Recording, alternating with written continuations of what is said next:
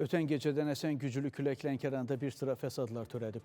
Külək iri gövdəli ağacı magistral yolu aşırıb. Nəticədə bir neçə abonent işıqsız qalıb.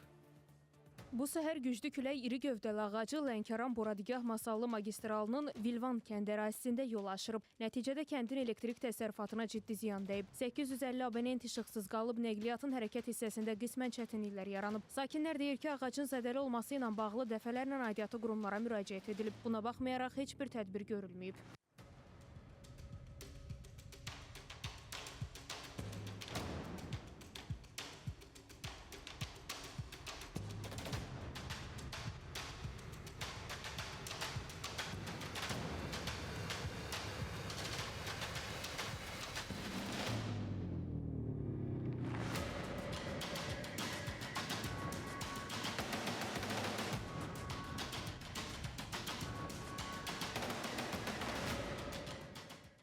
Ağac çok tehlikeliydi. Bu yol qırağıdır, uşaq keçir, məktəbli keçir.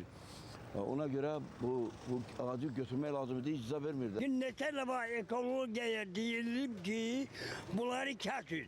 Baxmırlar. Pekanik bağlanıb, hamısı bağlanıb. Cəmaət kürəsiz qalsın. Həqiqətlə bayram baxdı. Artıq əraziyə aidiyyatı qurumlar cəlb olunub. Ağacın magistral yoldan götürülməsi, yolda nəqliyyatın hərəkət hissəsinin və kəndin elektrik enerjisinin bərpası üçün lazımi işlər aparılıb. Bəli, müraciət olunmuşdu ekologiya idarəsinə. Onlar tərəfindən baxış keçirilib. Yaxın günlərdə ağacın budama işləri görüləcəkdir, lakin ona qədər külək öz işini görmüşdür. Rövşən Almazoğlu, Fidan Səfərspayiz, xəbər Lənkəran.